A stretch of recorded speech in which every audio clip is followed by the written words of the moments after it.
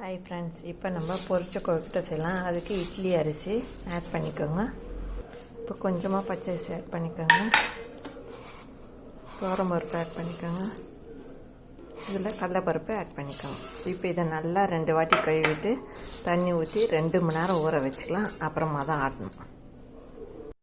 இப்போ இந்த அரிசி 2 மணி நேரம் ஊறிச்சு. இப்போ இதை நம்ம குறந்தான் அரைக்கணும், நைஸாக அரைக்கக்கூடாது பொரிச்ச கொழுக்கட்டைக்கு. இப்போ இந்த மிக்ஸி ஜாரில் தேங்காய் ஆட் பண்ணிக்கோங்க. மிளகாய் ஆட் பண்ணிக்கோங்க. இஞ்சி, வெங்காயம், சோம்பு. இப்போ நம்ம இதை கிரைண்டரில் ஆட் பண்ணிக்கலாம். குறன்னு ஆட்டி எடுத்துக்கலாம். இப்போ இதில் பூண்டு ஆட் பண்ணி இதை நல்லா நைஸாக ரன் பண்ணிடலாம்.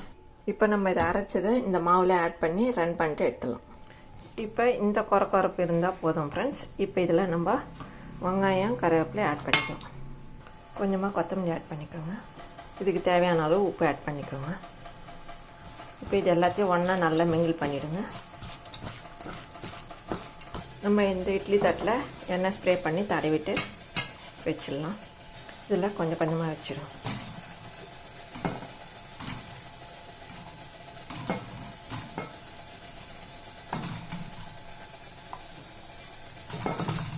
இப்போ இந்த இட்லி குண்டானில் தண்ணி நல்லா கொதிக்கிட்டு வந்துட்டு இதை ஒரு 10 நிமிஷம் வேக வச்சு எடுத்துடலாம். 10 நிமிஷம் வேகட்டும். இது வெந்துடுச்சு, நம்ம எடுத்துடலாம். ஆற வைக்கலாம் கொஞ்சம் நேரம். இப்போ கடாய் வச்சு எண்ணெய் ஆட் பண்ணிக்கலாம் தாளிக்கிறதுக்கு. இப்போ இதை ஆறிடுச்சு. லைட்டாக இந்த மாதிரி உதுத்துக்கோங்க, அப்போ தான் டேஸ்ட்டாக இருக்கும்.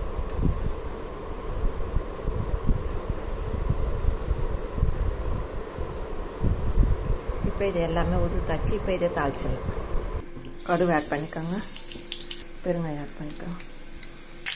இப்போ கடலைப்பருப்பு, உளுத்தம் மட்டும் ஆட் பண்ணிக்கோங்க. இது நல்லா சேவக்கட்டும். கருவேப்பிலை ஆட் பண்ணிக்கோங்க. இப்போ நம்ம உதுத்து வச்சுட்டு இதில் ஆட் பண்ணணும். இது ஒரு கலரிடுங்க. அவ்வளோதான், இது ரெடி ஆகிடுச்சு. டேஸ்ட்டாக இருக்கும் ஃப்ரெண்ட்ஸ். இதே மாதிரி செஞ்சு சாப்பிட்டு பாருங்கள். உடம்புக்கும் நல்லது பருப்புலாம் ஆட் பண்ணுறதுனால. இப்போ இந்த பொரிச்ச கொழுக்கட்டை ரெடி ஆயிடுச்சு ஃப்ரெண்ட்ஸ். இந்த வீடியோ பிடிச்சிருந்தால் லைக் பண்ணுங்கள், ஷேர் பண்ணுங்கள், சப்ஸ்கிரைப் பண்ணுங்கள் ஃப்ரெண்ட்ஸ். டாட்டா, பாய் பாய். மீண்டும் அடுத்த வீடியோவில் சந்திப்போம்.